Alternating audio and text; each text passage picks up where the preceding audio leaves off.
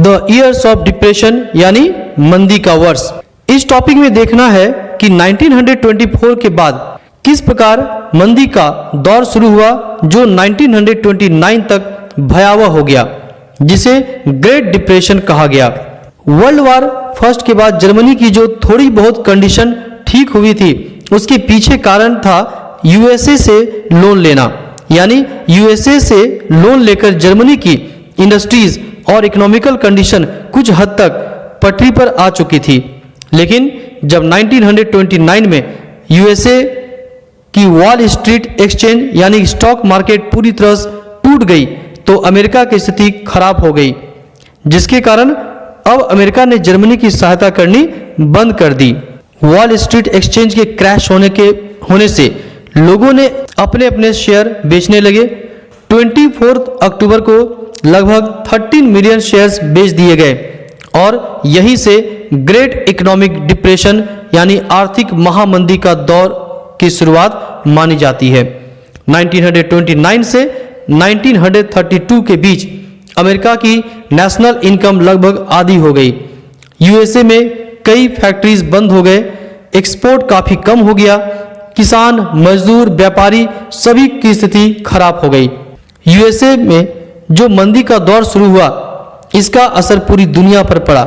Economic crisis के कारण Germany की इकोनॉमिक यानी आर्थिक स्थिति बहुत खराब हो गई।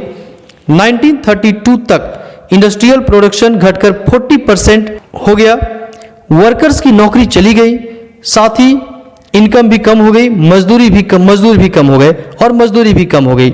जर्मनी में रोजगार और काम धंधे की स्थिति इतनी खराब हो गई कि लोग कुछ भी काम करने के लिए रेडी थे, बट उसे काम मिलना भी मुश्किल था।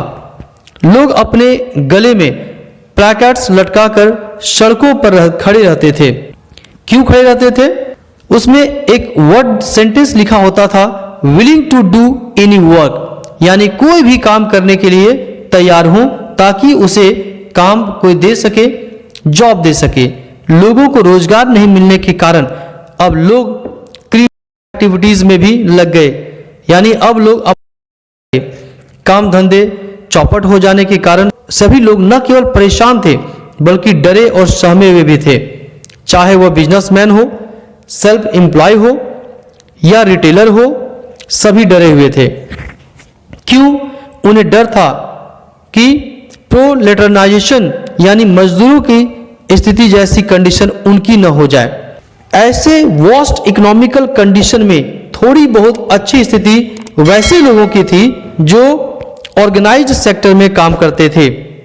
ऑर्गेनाइज्ड सेक्टर्स यानी जस्ट लाइक गवर्नमेंट जॉब, जैसे सरकारी जॉब करते हैं, गवर्नमेंट जॉब करते हैं, जहां पर नौकरी सुरक्षित है और वहां एक सैलरी दी जाती है, तो गवर्नमेंट जॉब। ये स्थिति कोरोना की याद दिलाती है।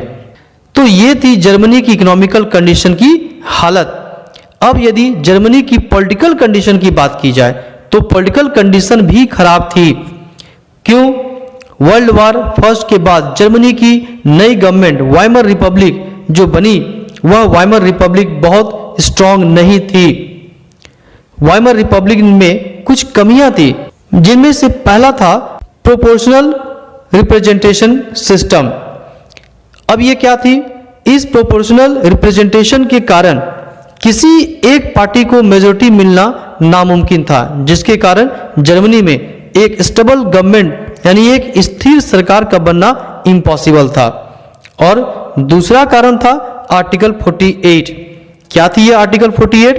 तो आर्टिकल 48 के अनुसार प्रेसिडेंट को यह पावर दिया गया कि कभी भी प्रेसिडेंट देश में इमरजेंसी लगा सकता था, यानी कि आपातकाल की घोषणा कर सकता था।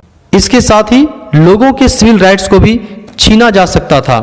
बार बार इस पावर के यूज करने के कारण कई बार कैबिनेट बनाए गए और कई बार हटाए गए, यानी गवर्नमेंट को स्थिर से काम करने का मौका नहीं मिला। इसके कारण भी जर्मनी की स्थिति खराब हो गई। साथ ही लोगों को वाइमर रिपब्लिक पर भरोसा नहीं रहा, यानी लोगों को डेमोक्रेटिक पार्लियामेंट्री पर लोगों का भरोसा जो है वो उड़ गया। लोग सोचने लगे कि डेमोक्रेसी यानी प्रजातंत्र तरीके से देश को नहीं चला सकती है, प्रजातंत्र तरीके से देश को चलाना प्रजातांत्रिक तरीके से देश को चलाना मुश्किल है और यही कारण था कि कुछ लोग अब दूसरे ऑप्शन की ओर देखने लगे। लोग सोचने लगे कि काश कोई ऐसा हो जो देश को ठीक से चला पाए। तो इसे जानने के लिए प्रोसीड करते हैं नेक्स्ट टॉपिक की ओर, जो है हिटलर्स राइज टू पावर।